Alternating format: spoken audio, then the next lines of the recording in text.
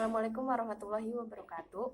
Saya Faros Nabila Farid dari Hukum Ekonomi Syariah B semester 4. Di sini saya akan menjelaskan sedikit mengenai rekrutmen. Setelah melakukan perencanaan SDM, kemudian analisis jabatan, proses selanjutnya adalah rekrutmen. Rekrutmen menjadi salah satu bagian penting dalam sebuah perusahaan. Yang terpenting dari proses rekrutmen itu sendiri yaitu bagaimana perusahaan mampu membuat proses rekrutmen berjalan secara efisien dan efektif. Efisien di sini berarti siapa yang direkrut, hasilnya mampu membantu perusahaan dalam meningkatkan kinerja perusahaan. Kemudian, masalah yang perlu diperhatikan dalam proses rekrutmen ini adalah bagaimana mengimplementasikan strategi rekrutmen berdasarkan informasi dari perencanaan SDM dan analisis jabatan, kemudian bagaimana mengelola proses rekrutmen agar sesuai dengan tujuan perusahaan. Kemudian ketika perusahaan lebih memilih untuk mencari karyawan daripada mempertahankan karyawan yang sudah lama, hal tersebut sebenarnya sah-sah saja. Akan tetapi, mencari karyawan baru akan lebih memakan banyak biaya dan membutuhkan waktu yang cukup lama. Oleh karena itu, pada zaman sekarang banyak perusahaan yang lebih meningkatkan bagaimana cara mempertahankan karyawan, sehingga ke depannya perusahaan tidak mengeluarkan biaya yang terlalu banyak. Memilih orang yang tepat, yang memiliki kompetensi dan standar yang tinggi tidaklah mudah. Diperlukan strategi khusus dalam rekrutmen untuk mendapatkan sumber daya manusia yang unggul.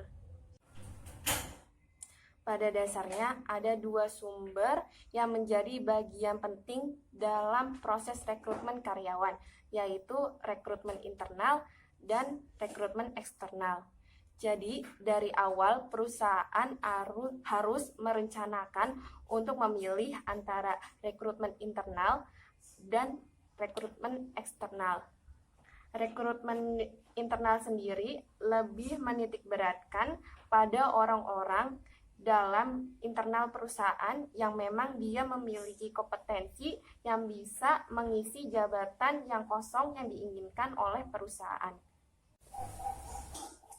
Memang rekrutmen internal ini lebih murah biayanya, tapi rekrutmen internal ini juga memiliki kelemahan, yaitu integritas yang dimiliki oleh karyawan cenderung lemah karena sudah mengerti kondisi perusahaan itu sendiri, kemudian sudah lama dalam perusahaan sehingga merasa memiliki perusahaan tersebut.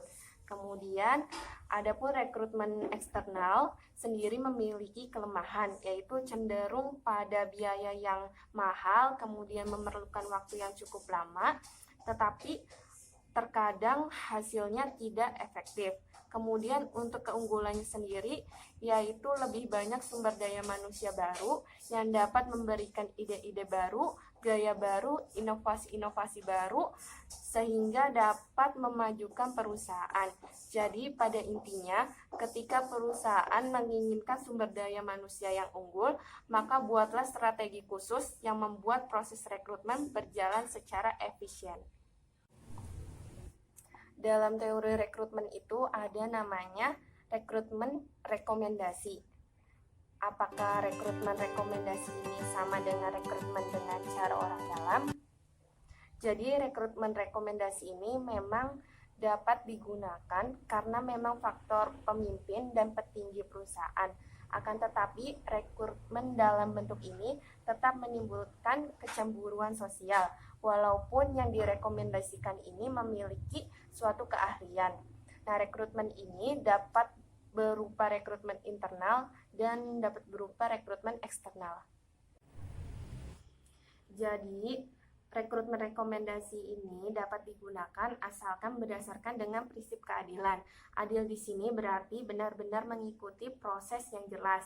Contohnya, dalam sebuah perusahaan, syarat TOEFL-nya itu harus mencapai 450. Jadi walaupun rekomendasi tetapi TOEFL-nya belum mencapai 450 itu tidak bisa Hal ini berbeda dengan menggunakan orang dalam yang jelas-jelas menyalahi asas keadilan, main masuk-masuk saja tanpa mengikuti proses yang jelas. Kemudian orang dalam pun mempunyai tingkatan, yaitu ada orang dalam yang murni menyogok dan itu tidak diperbolehkan. Kemudian ada orang dalam yang memberikan informasi, itu diperbolehkan, dan ada pula orang dalam yang merekomendasikan dengan proses yang adil, itu diperbolehkan. Jadi pada kenyataannya sampai sekarang masih adanya kasus orang dalam ini karena sifat manusia yang mempunyai kepentingan sendiri.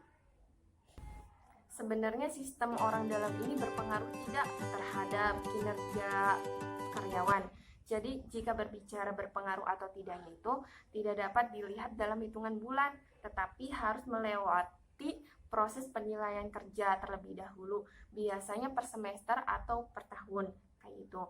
Jadi apabila rekrutmen menggunakan orang dalam ini terdapat dua kemungkinan. Yang pertama, apabila yang melamar ini orang yang memiliki keahlian dan kemampuan dalam bidang tertentu, maka itu dapat menjamin pencapaian perusahaan. Dan begitupun sebaliknya, ketika yang melamar ini orang yang tidak memiliki keahlian dalam bidang tertentu, maka pencapaian perusahaan juga sulit untuk tercapai. Mungkin cukup sekian penjelasan dari saya mengenai rekrutmen. Kurang dan lebihnya mohon maaf. Wassalamualaikum warahmatullahi wabarakatuh.